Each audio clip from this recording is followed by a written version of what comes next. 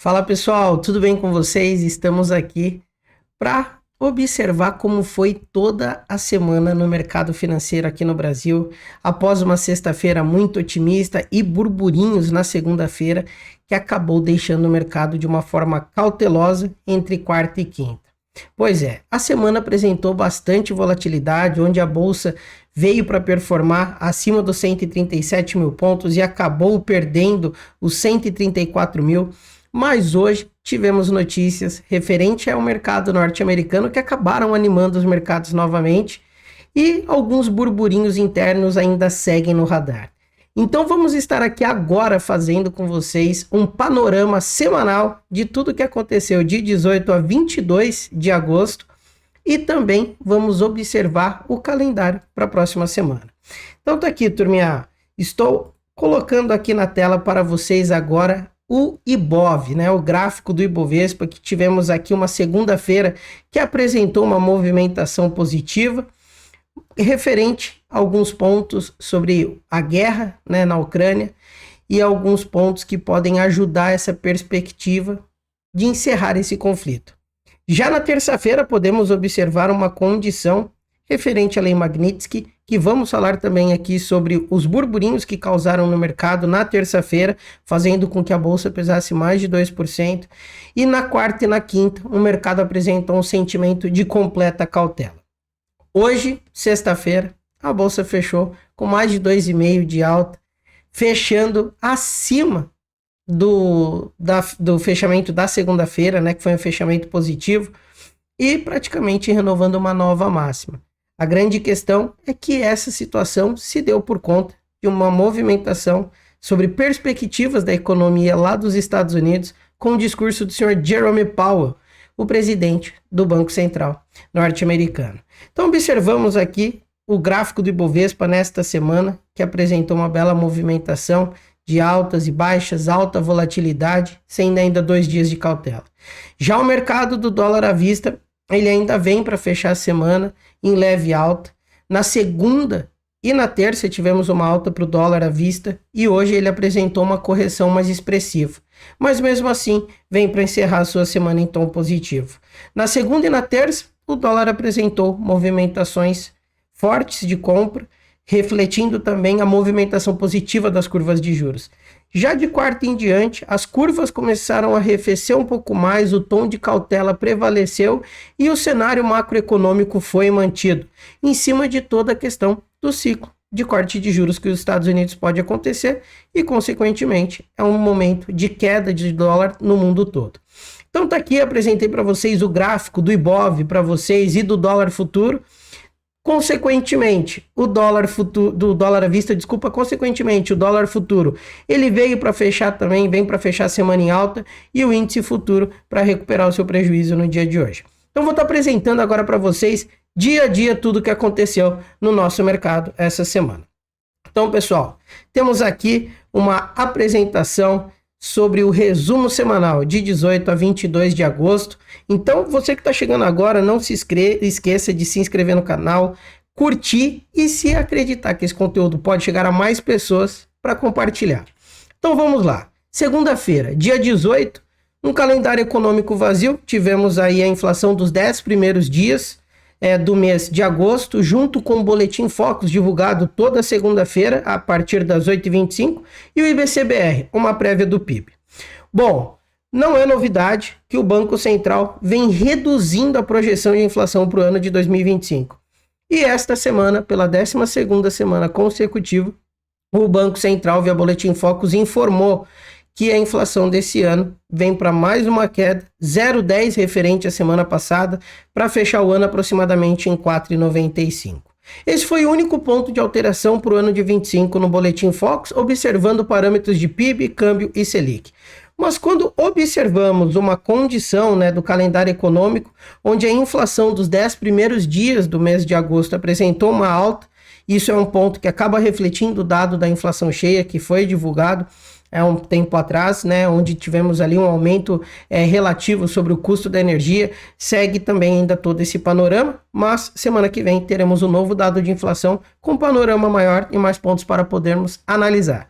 O Boletim Focus, como já informei para vocês, acabou vindo com toda essa questão de mais uma semana de queda para a inflação para o fim desse ano, e o grande vilão acabou ficando com a prévia do PIB, que veio ali onde era aguardado 0,10 positivo, mas apresentou uma recuperação via o dado, né, que era de 0,7% negativo, era aguardado uma recuperação e ele veio ainda num tom negativo, mas menos negativo do que estava sendo esperado anteriormente. Enfim, o Ibov na segunda-feira apresentou uma alta de 0,72%, o dólar acompanhou essa movimentação junto com a curva de juros futuros, né, como podemos observar aqui. Então o dólar acabou subindo 0,76 e a bolsa, o dólar acabou subindo 0,66, a bolsa 0,72. O dólar atingiu uma máxima na segunda-feira de 0,76% e a bolsa 1,13 de alta. A grande questão foi o reflexo positivo das negociações entre Trump, Zelensky e os líderes da União Europeia, negociando com Putin o fim da guerra na Ucrânia. Lembrando que na sexta-feira passada, o Trump se encontrou com Putin, né, no Alasca, ali um momento histórico, emblemático para a economia no todo, o encontro de dois líderes, e isso acabou soando como bom tom, e o mercado europeu também aproveitou esse tom para seguir uma movimentação mais positiva. Mas aqui no Brasil, o destaque acabou ficando para bancos e Petrobras, que fechou em alta acompanhando a alta da commodity. Pois é, o petróleo ele veio oscilando, né? Tem aí alguns dias e principalmente algumas semanas, onde é aguardado um aumento da produção de petróleo, de barris de petróleo por dia, né, pela OPEP, mas tudo isso aguardando uma demanda mais forte no mercado norte-americano. E, consequentemente, isso pode gerar escassez, momento que fez a commodity estar saltando, né, na segunda-feira, ajudando a impulsionar as ações da Petrobras. Quando a gente já para e olha a notícia do dia na segunda-feira, tá aqui, Bovespa retoma aos 137 mil pontos. Mas, perto do fim do pregão, saiu um ponto sobre a lei Magnitsky, né, que é uma lei norte-americana, que vem ali com pontos sobre sancionar e barrar movimentações financeiras do Alexandre de Moraes, o nosso ministro do STF, em instituições norte-americanas, e principalmente os bancos aqui no Brasil, que têm negociação com os Estados Unidos, fazem transações com o mercado norte-americano e também a utilização de software, acabou não sofrendo por esse ponto na segunda-feira. Mas o ruído e o burburinho do assunto da semana aqui no Brasil, ele começou na segunda-feira, após o fechamento do pregão, e consequentemente a terça-feira já prometia um ponto de cautela. Mas a segunda-feira veio com esta notícia, às 17h27, via portal do Valor Econômico, onde o ministro Flávio Dino informou, né, que as instituições não devem acatar nenhuma lei estrangeira sem autorização do STF. A gente vai conversar um pouco mais sobre como tudo isso pode afetar o nosso mercado e ainda pode trazer burburinhos. Então essa foi a notícia que eu peguei aqui para apresentar para vocês sobre a segunda-feira. Já na terça-feira, o mercado foi de completa cautela. Um ânimo na segunda-feira, um receio na terça, e assim começou a semana com forte volatilidade. Precisamos lembrar que o calendário econômico também apresentou dados, né, de licença de construção nos Estados Unidos, apresentando uma queda, e consequentemente isso acende um alerta, até porque a taxa de juros em patamares de 4,5% e 4,25% torna o mercado imobiliário menos acessível e menos atrativo. Outro ponto já foi aqui o direcional, né, dos Estados Unidos, mostrando os estoques de petróleo bruto, onde veio uma queda, né, e consequentemente isso gera um certo estresse aí na questão de oferta da commodity, até porque os Estados Unidos reduzindo seus estoques, apresentando uma projeção de aumento de demanda, a oferta vai acabar subindo e apresentando o estoque abaixo, esse ponto acaba ficando mais forte. E também na terça-feira, foi necessário observar uma movimentação que saiu pós-fechamento do nosso mercado, mas que é do nosso maior parceiro comercial, que é a China, né? A China, que tem como referência da sua taxa básica de juros a taxa preferencial de empréstimo de curto e longo prazo. e elas se mantiveram inalteradas. Algo que talvez não ajudaria já os nossos mercados na quarta-feira. Até porque o nosso parceiro econômico, ele vem com uma condição de que os Estados Unidos possa cortar a sua taxa de juros para ter uma valorização da sua reserva e, consequentemente, poder injetar dinheiro na sua economia e assim voltar a apresentar um crescimento mais expressivo. Mas lembrando, né, que os Estados Unidos vem negociando de uma forma bem calma com a China, onde ele apresentou um prazo de mais 90 dias para novas negociações. E os chineses estão aproveitando essa barganha toda. Mas o nosso mercado aqui na terça-feira assustou e não foi pouco. A bolsa pesou e fechou em queda de 2,10%, atingindo 2,42 na mínima do dia. O dólar disparou. Chegou a bater 5,50, mas fechou abaixo a 5,49 com 1,15 de alta. E a máxima chegou a 33. E o destaque ficou em cima da projeção da nossa curva de juros no Brasil, que é um ponto também que o mercado observa bastante, até porque o Brasil atingiu o patamar de 15%. Enfim, isso contrai de forma bem expressiva a nossa economia. Mas para identificarmos toda essa movimentação negativa da terça-feira, temos que entender um pouco sobre o ruído da Lei Magnitsky e a decisão do Flávio Dino, ao dizer que as instituições financeiras não devem aceitar nenhuma lei sem que o STF aprove. Bom, seria uma proteção ao seu amigo de bancada, o Alexandre de Moraes, para não tentar privá-lo de fazer negociações ou transações com cartão de crédito? Ou seria uma forma de tentar controlar um pouco o nosso sistema financeiro? Longe de querer causar polêmicas, mas observando essa movimentação que pesou fortemente a nossa bolsa, inclusive afetando o setor financeiro, ficamos à mercê do quê? Bom, vocês não devem acatar a Lei Magnitsky. Bom, os Estados Unidos podem aplicar sanções em cima dos bancos brasileiros e, quiçá, que eles tenham multas altíssimas. Imagina um banco ter multas de milhões ou talvez bilhões de dólares. Isso oneraria o resultado de mais de um ano de talvez as instituições financeiras aqui no Brasil. Consequentemente, isso reporta um mau resultado trimestral, semestral e anualmente. E caracterizaria também um possível controle do mercado de capitais em cima do nosso sistema financeiro, algo que é completamente abusivo, né? Visto que até o Banco do Brasil tem uma economia mista, mas temos bancos privados aqui também. E o mercado trabalhou de uma forma muito negativa, entendendo toda essa questão onde os bancos pudessem ser muito prejudicados. E tivemos esta movimentação negativa e a notícia do dia na terça-feira, ela fica marcada aqui por conta da bomba que saiu da mala de rodinha de Dino. Abre contencioso com bancos e governo americano, né? Enfim, essa é mais uma matéria aqui, né, do portal Valor Econômico que eu trouxe para vocês. Uma matéria que foi feita no dia 19, onde o Dino estava, né, no Maranhão, salvo engano, e acabou fazendo toda essa questão, falando toda essa questão, onde caracteriza, como já informado, um possível controle do mercado de capitais sobre o nosso sistema financeiro. E os bancos, turma, sofrendo possíveis sanções, onera muito. Eu fui atrás de algumas informações para trazer aqui para vocês, não está na apresentação, mas vou falar agora.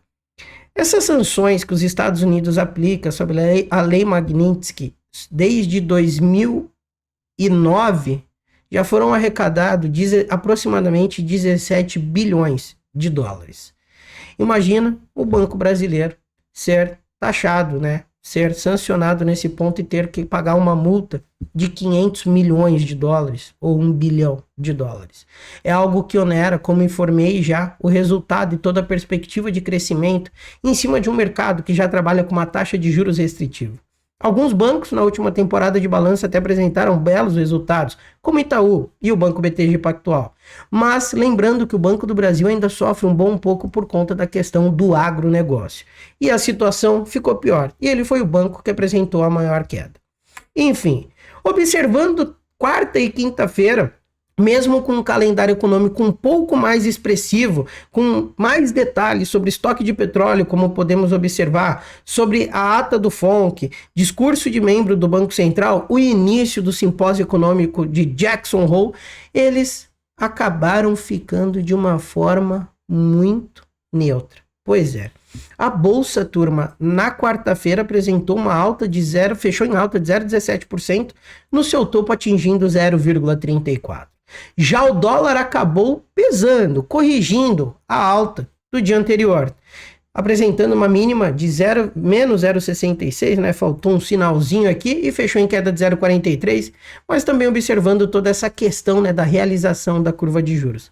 A sessão ela foi marcada por pontos de volatilidade, mas novamente tivemos uma fala do Alexandre de Moraes, que falou que os bancos poderiam ter algum resultado positivo. Mencionou a Thomson Reuters caso acatassem, né, a lei Magnitsky. Enfim, neste momento causou um burburinho muito forte no mercado por volta das 15 horas. Mas depois o mercado acabou se tranquilizando novamente e veio para a movimentação anterior. Até porque no momento dessa fala do ministro Alexandre de Moraes, a bolsa acabou negativando novamente com receio de novas falas e novas ameaças.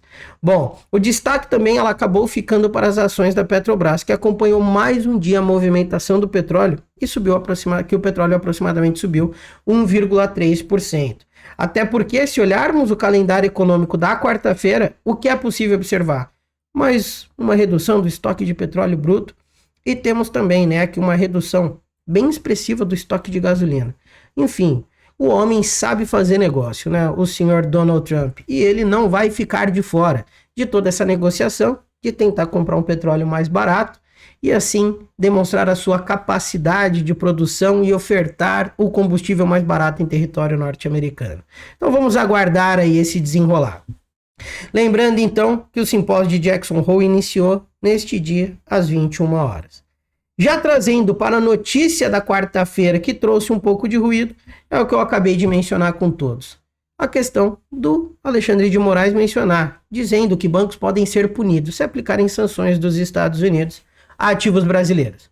Precisamos lembrar que ele fica, né, sem ter a possibilidade de negociar com cartões de bandeira Visa e Mastercard, que são norte-americanos.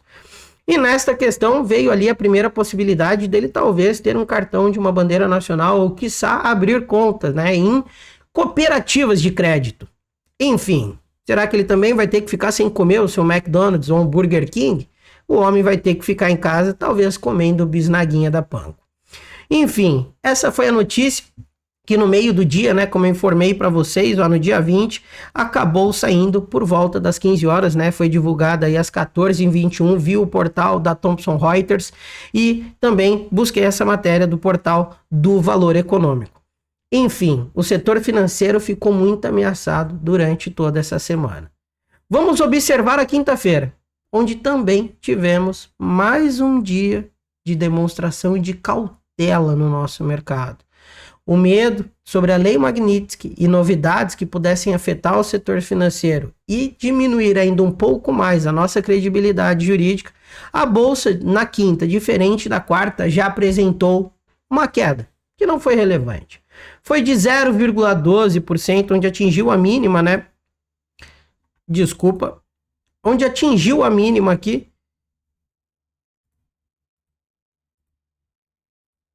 Voltando aqui para vocês.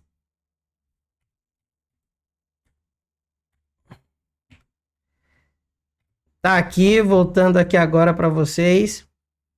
O Ibov, né, fechou em queda de 0,12% e atingiu a mínima de 0,57%. O Ibov.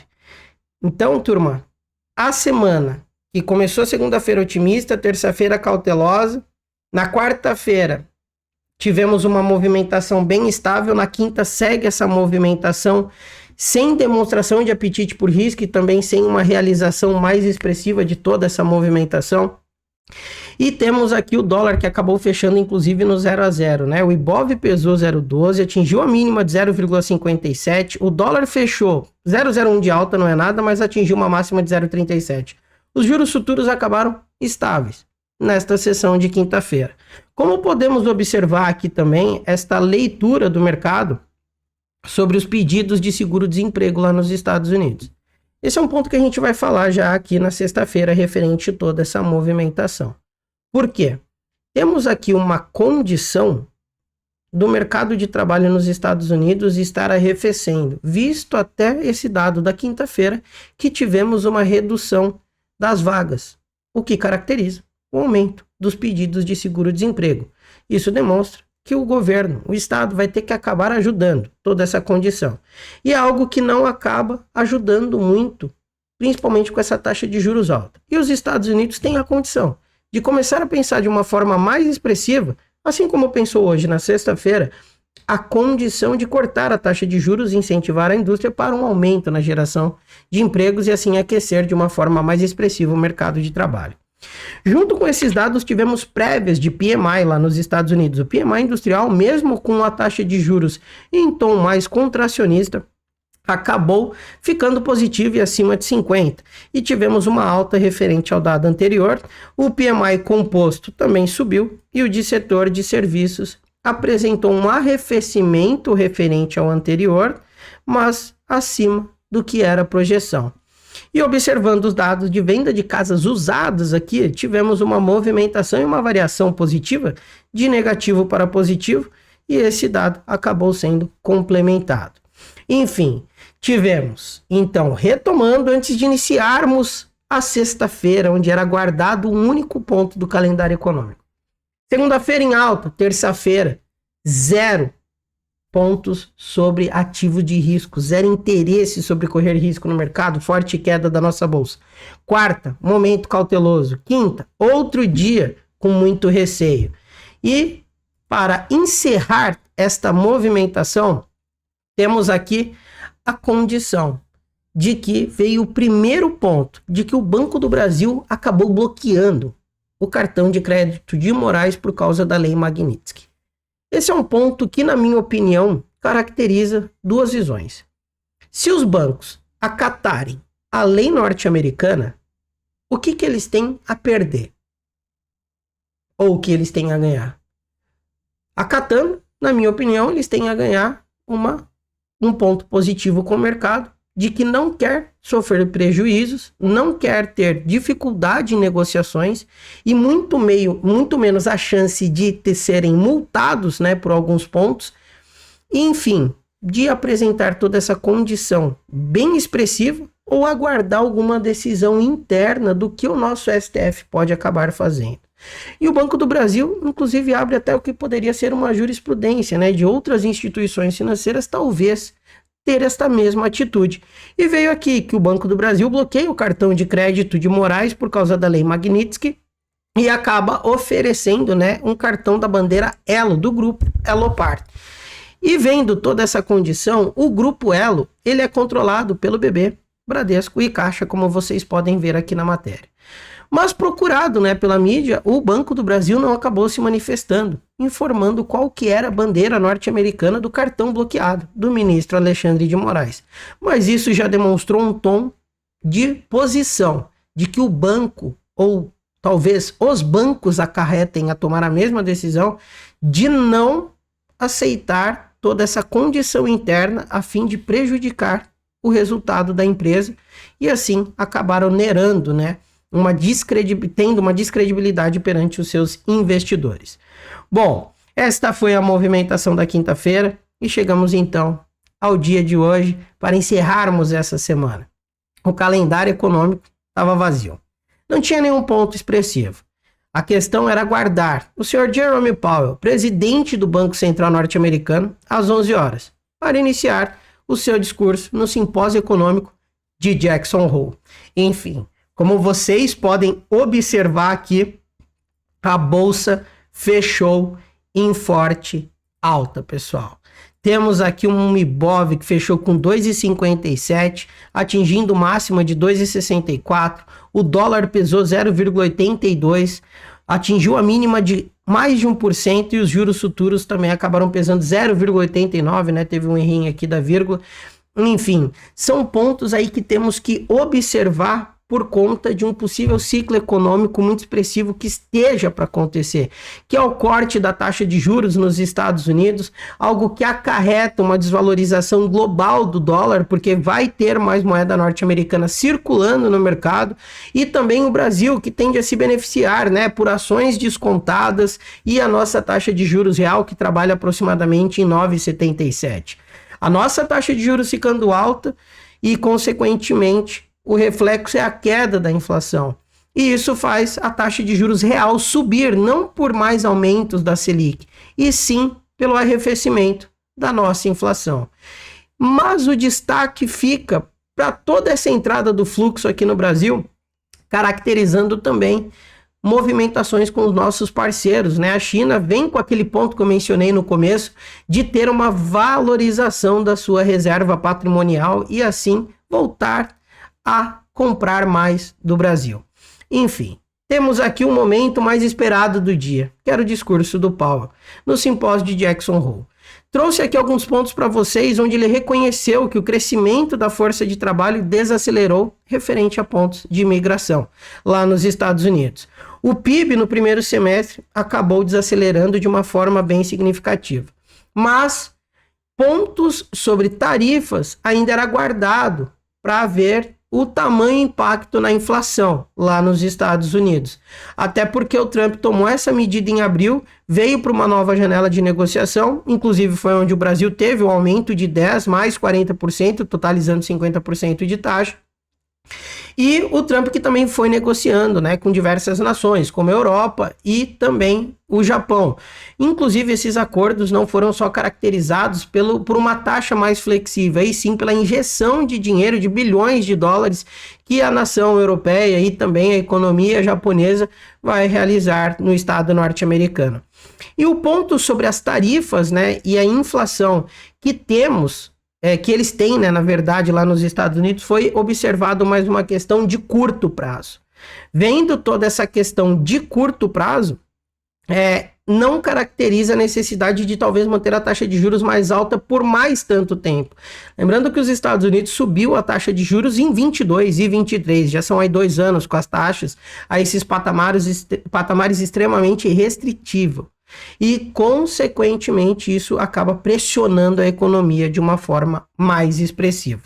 Então, temos aqui esses pontos que eu trouxe para vocês, e não seria diferente, né? Encerrarmos a semana com a notícia do dia, não sendo a fala do senhor Jerome Powell, a sua postura no simpósio de Jackson Hole, deixando a porta aberta para o corte de juros na reunião do Fed em setembro.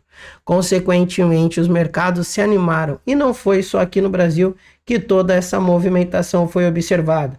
Temos aqui, até trazendo para vocês, o painel do Fed Watch, né, onde vem a perspectiva de corte da taxa de juros lá nos Estados Unidos. Há uma semana atrás era de 85%. Há alguns dias ela chegou a cair para 71% e ontem fechou em 75% a chance do primeiro corte. E hoje já volta ali de uma forma expressiva acima dos 80%, algo que caracteriza de uma forma expressiva o interesse dos Estados Unidos em estar cortando a taxa de juros e voltar a apresentar um crescimento mais expressivo da sua economia. Estou olhando aqui ao lado também para trazer para vocês que Dow Jones fechou em alta de 1,9%, Nasdaq 1,88% e o S&P 1,52%. O Russell, né, que é considerado também um indicador ali mais para small caps nos Estados Unidos, acabou saltando 3,91%. Pois é, turma, o otimismo segue muito forte em cima do mercado norte-americano, ainda mais depois do discurso do senhor Jerome Powell, hoje no simpósio de Jackson Hole. Esses foram os pontos que separei aqui para trazer para vocês durante esta semana, mas antes de encerrar esse vídeo aqui, convido você novamente a estar clicando aqui no botão para se inscrever, ativar as notificações, porque vamos entrar aí numa criação de conteúdo bem legal para todos vocês que nos acompanham. Lembrando que se esse conteúdo você acredita que pode ajudar mais pessoas, não esqueça de compartilhar. Bom, turma, agora observando pontos para a próxima semana e buscando uma preparação mais expressiva referente a calendário econômico e pontos do mesmo assunto, vamos observar como pode ser a semana do dia 25 a 29 de agosto aqui com vocês. E separei aqui de uma forma bem objetiva os pontos do calendário econômico durante todos os dias. Na segunda-feira, vamos ter pontos aqui no Brasil, como confiança do consumidor, Boletim Focus, licenças de construção nos Estados Unidos e venda de casas. Bom, o Boletim Focus, como observamos no começo da apresentação, ele apresentou pela 12ª semana consecutiva uma queda no IPCA, na inflação oficial do Brasil para o fim de 2025, abaixo de 5%, né, a 4,95%.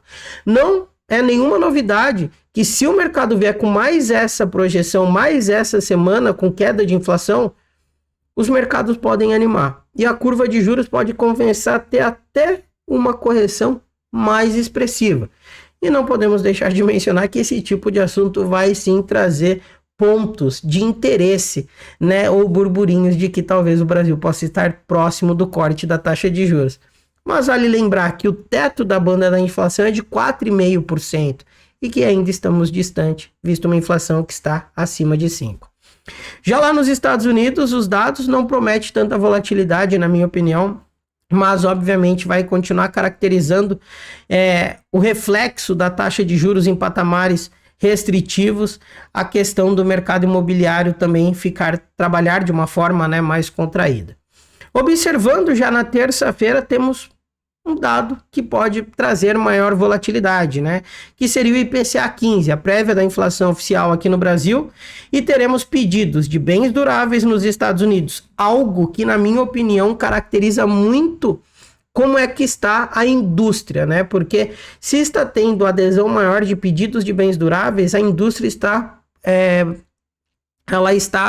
conseguindo produzir mais e dessa forma ela consegue também empregar mais pessoas. E se o cenário continua agradável com pedidos de bens duráveis, com questões de um mercado com taxa de juros econômica, imagina quando esses cortes começarem a ocorrer, né? Vai acabar incentivando mais ainda a economia. Teremos discurso de membros do Fed, né, do FONC lá nos Estados Unidos, e um ponto bem importante que é a confiança do consumidor, visto toda essa movimentação de taxa de juros mais alta. Vale lembrar aqui, turma, que o Powell está trabalhando de uma forma bem dividida com os dirigentes do Banco Central lá dos Estados Unidos, onde parte deles, inclusive, discursaram essa semana, informando alguns o interesse em ainda manter a taxa de juros em patamares restritivos para que a inflação seja realmente atingida, a meta da inflação, né, melhor dizendo, que é de 2%, e ali há um descolamento de 2,3%. Mas é necessário observar que o dado de inflação ele está apresentando uma certa ancoragem, onde não tem tanta flutuação assim da inflação norte-americana. É um ponto importante observar o discurso desses membros, até porque no momento da fala, dependendo da postura que ele toma, que principalmente foi uma postura chamada de dovish no mercado, onde é de uma política monetária expansionista, ela vem de uma movimentação de crescimento de mercado, corte de taxa de juros. Caso um membro do Fed acabe fazendo uma coletiva, discursando e vindo com um tom mais hawkish, que é caracterizado por um tipo de política monetária mais contracionista, onde é observada a questão de manter a taxa de juros mais alta por mais tempo, ou quiçá haver aumentos de taxa de juros para ajudar a controlar o fluxo monetário na economia e também buscar a meta da inflação. Enfim, é importante mantermos essa condição ali de analisar, né, e estar observando esses possíveis discursos, porque a volatilidade pode acabar sendo aí mais alta nesses momentos. Já falando da quarta-feira, vamos ter o estoque de petróleo, onde nessa semana foi apresentada uma queda, né, e consequentemente o aumento da demanda nos Estados Unidos caracterizou uma alta na semana, onde acabou fechando em tom positivo.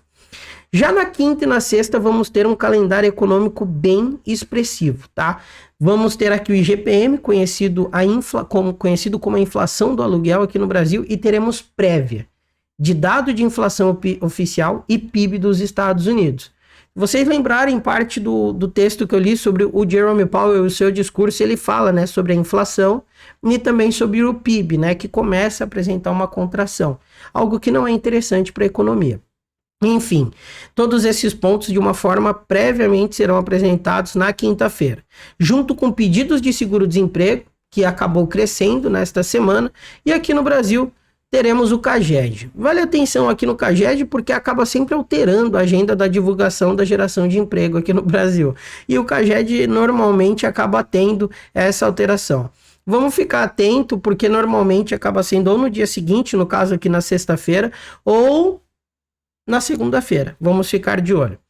Bom, observando toda esta leitura, né, do mercado, da agenda, na sexta-feira, na quinta-feira e agora vindo para sexta-feira, o que foi apresentado como prévia no dia anterior vem com dados oficiais de PCE e PIB. Mas antes da abertura do mercado, nós vamos ter a divulgação de dados da relação dívida-PIB do Brasil. Algo que vem, né, impactando bastante, até porque a taxa de juros nesses patamares altíssimos aumenta, né, a nossa dívida. E isso não é algo que acaba favorecendo a nossa economia num todo. E se não tivermos a divulgação do CAGED na quinta, poderá ser na sexta, junto com a PNAD contínua, que no caso é a taxa de desemprego aqui no Brasil. Então vamos ter esse calendário econômico para o fim do mês de agosto, né? Um mês ali que teve bastante volatilidade, bastante burburinho político, bastante burburinho econômico, e ele vem para encerrar na sua última semana da mesma forma. Então fiquem atentos, porque na última semana do mês essas volatilidades ali podem acabar nos deixando um pouco mais estressado. Pare e pense como é que foi o seu mês e vê se vale a pena ficar se expondo, por mais que tenha um momento de volatilidade nesses horários durante o pregão. Certo? Vale saltar também, acabei esquecendo de colocar aqui para vocês na sexta-feira, por ser o último dia útil do mês, nós vamos ter aí a rolagem, né, do dólar futuro e, portanto, a formação da PETAX do mês de agosto. Vamos ver como é que vai ser toda essa movimentação nessa sexta-feira incrementada de dados no mercado brasileiro. Certo, turma? E para encerrar todo esse conteúdo aqui para vocês, vou trazer novamente o Profit aqui para destacar as maiores altas e as maiores baixas do nosso mercado esta semana, né? Então temos aqui a composição do índice Bovespa para vocês, ó, então vamos observar que na semana a ação que apresentou maior alta foi BIF subindo, né? 17,11. Pecar acabou subindo 13,33 e Braskem subiu 11,91%. Já as maiores baixas, né, na semana, nós temos Raio 3, que acabou pesando 5,58, B3SA, as ações da bolsa acabaram pesando 4,49 e BB Seguridade, BBSE3, acabou pesando 3,02%. Observando aqui agora, né, um ponto que eu particularmente gosto de observar, as ações por índice, né, como elas, com o peso dela no índice Bovespa, como foi a performance dela na semana, né? E temos aqui, né, Vale, que é a ação que tem o maior peso, acabou subindo 2,76%, o que resulta, né, também para essa alta semanal de 1,19% do nosso Ibov, né? Tá até aqui na tela para vocês, ó. Temos então Itube, que também acabou subindo de uma forma menos expressiva na semana. Lembrando que o setor financeiro sofreu muito por causa da Lei Magnitsky. E temos aqui Petrobras, que acabou subindo escorado na esteira do petróleo, que veio para uma movimentação mais positiva. Então, temos aí a base da nossa bolsa e o Itube, né, a segunda ação de maior peso, junto com o setor financeiro, que acabou pesando, apresentando também uma recuperação nesta sexta-feira. Certo, pessoal? Eu espero que vocês tenham gostado desse tipo de vídeo. Fiquem à vontade para dar feedbacks, tá? O objetivo é sempre criar conteúdo aqui de uma forma mais objetiva para vocês, levando informação econômica de mercado para que todos vocês aí possam estar se preparando de uma melhor forma. Então, não deixo novamente de falar para você se inscrever no canal, compartilhar esse vídeo se vai ajudar mais pessoas. E lembrando, não fica operando sozinho por aí. Aproveita aqui no link da descrição, abra sua conta na Elliott, onde você vai ter um atendimento especializado para você, trader e investidor. Então desejo a todos vocês um ótimo final de semana.